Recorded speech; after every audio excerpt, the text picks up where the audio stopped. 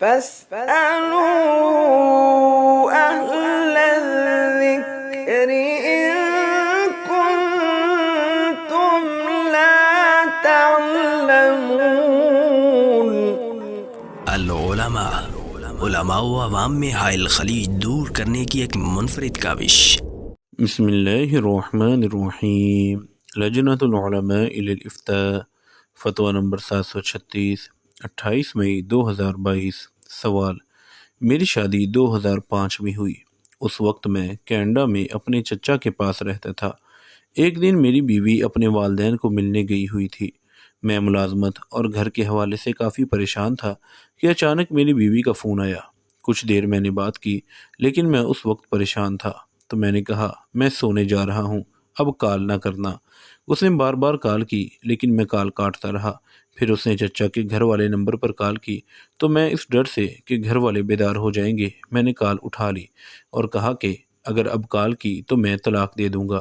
اس نے پھر کال کر دی۔ میں غصے میں آ گیا اور کہا کہ میں تمہیں طلاق دیتا ہوں۔ 15 دن بعد وہ واپس آئی اور ہم نے سلو کر لی۔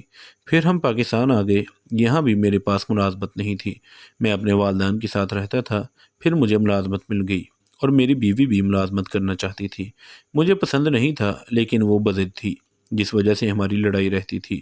پھر میں نے اجازت دے دی۔ ایک دن وہ کسی کام پر بضد تھی تو اچانک میرا دماغ بند ہو گیا، جس وجہ سے میں نے طلاق دے دی۔ اس کے بعد ہم نے سلو کر لی۔ پھر میں نے 2022 میں بزنس کیا جس میں بہت نقصان ہوا، جس کی وجہ سے میں کافی پریشان تھا۔ ایک دن بیوی سے کسی بات پہ لڑائی ہو رہی تھی تو میں اتنے غصے میں آ گیا کہ میری کیفیت جنونی ہو گئی، حتیٰ کہ میں نے اسے 10 بار کہا کہ میں تمہیں طلاق دیتا ہوں۔ میری بیوی نے یاد دلایا کہ میں ایام مخصوصہ میں ہوں۔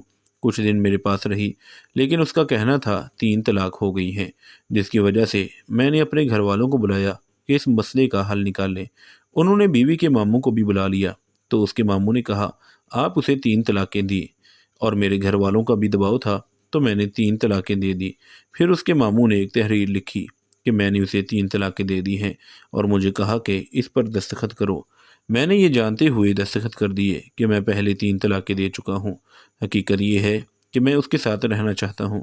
برائے کرم قرآن و سنت کی روشنی میں میری رہنمائی فرما دیں۔ جواب: الحمدللہ وحدہ والصلاۃ والسلام علی من لا نبی بعدہ۔ اگرچہ حیض کی حالت میں طلاق دینا درست نہیں، اسے طلاق بدی کہا جاتا ہے، لیکن اگر کوئی طلاق دے دے تو طلاق واقع ہو جاتی ہے۔ حضرت عبداللہ بن عمر رضی اللہ عنہ نے اپنی بیوی کو حالت حیض میں طلاق دی تھی۔ صحیح بخاری حدیث نمبر 5251۔ تو نبی کریم صلی اللہ علیہ وسلم نے اسے باقاعدہ طلاق شمار کیا۔ مسند طیالسی صفحہ نمبر 68، سنن دارقطنی حدیث نمبر 3867۔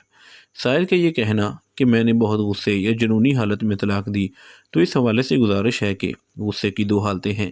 نمبر 1، جس میں غصہ تو ہوتا ہے لیکن ہوش و حواس قائم رہتے ہیں، ایسے غصے کی حالت میں طلاق ہو جاتی ہے، اور عموماً طلاق دینے والے لوگ اسی قسم کی کیفیت کا شکار ہوتے ہیں، کیونکہ اگر غصہ نہ ہو تو خوشی خوشی جو کوئی طلاق نہیں دیتا۔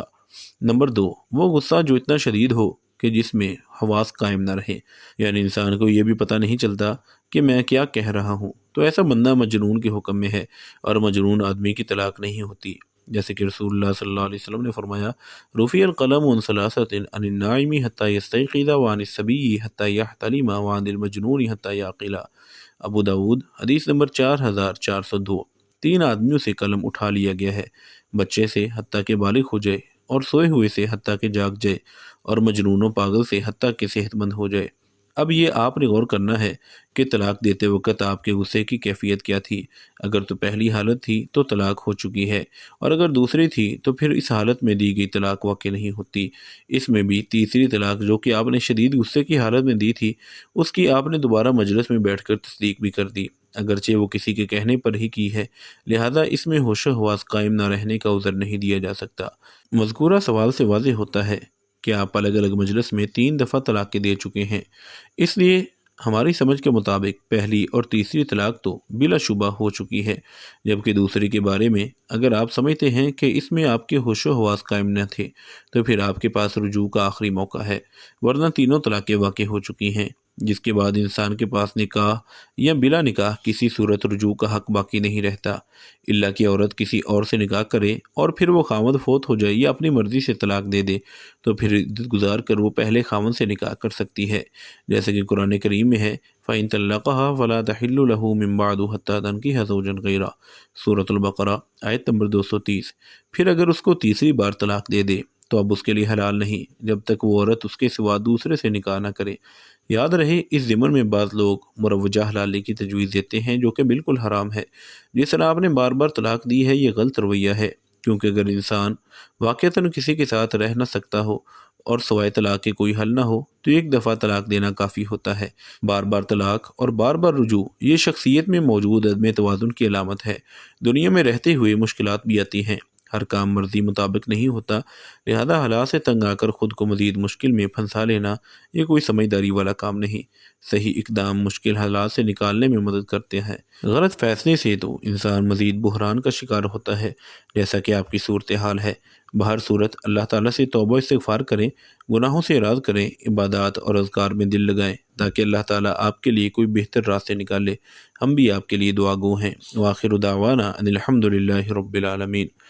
مفتیان کرام فضیلت الشیخ ابو محمد عبدالستار حماد حافظہ اللہ، فضیلت الشیخ عبدالحلیم بلال حافظہ اللہ، فضیلت الشیخ جوید اقبال سیالکوٹی حافظہ اللہ، فضیلت الدکتور عبدالرحمن یوسف مدنی حافظہ اللہ، فضیلت الشیخ سید مجتبیٰ سعیدی حافظہ اللہ، فضیلت الشیخ ابو عدنان محمد منیر قمر حافظہ اللہ، فضیلت الشیخ حافظ عبدالرؤف صندو حافظہ اللہ، فضیلت الشیخ ابو محمد ادریس اثری حافظہ اللہ۔